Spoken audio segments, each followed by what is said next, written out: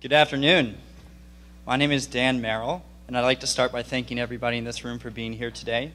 Your contributions to the advisory board are what really sets this program apart, and also what allowed me to be here today as I received a scholarship from the Bergstrom Center. So thank you. I'm originally from Boca Raton, Florida, and real estate is something that I've grew up around.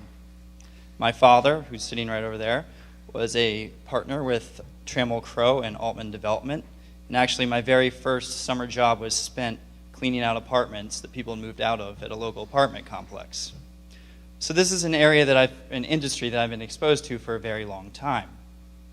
I graduated from the University of Richmond in 2007 with a degree in art history and a minor in business administration.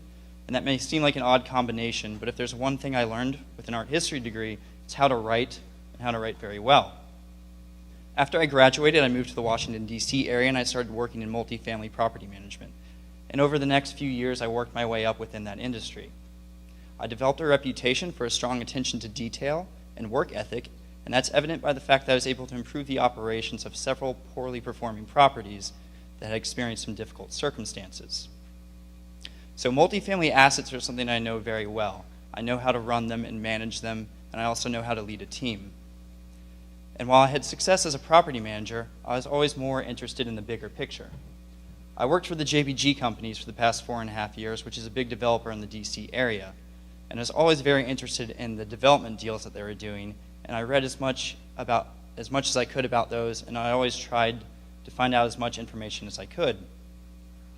And it got to the point where I realized that's what I wanted to do.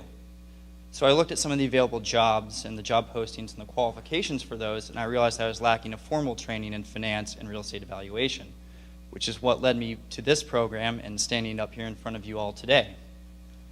Upon graduation, I would like to work in development, and my geographic preferences are South Florida, Washington, D.C., or New York City. Thank you all.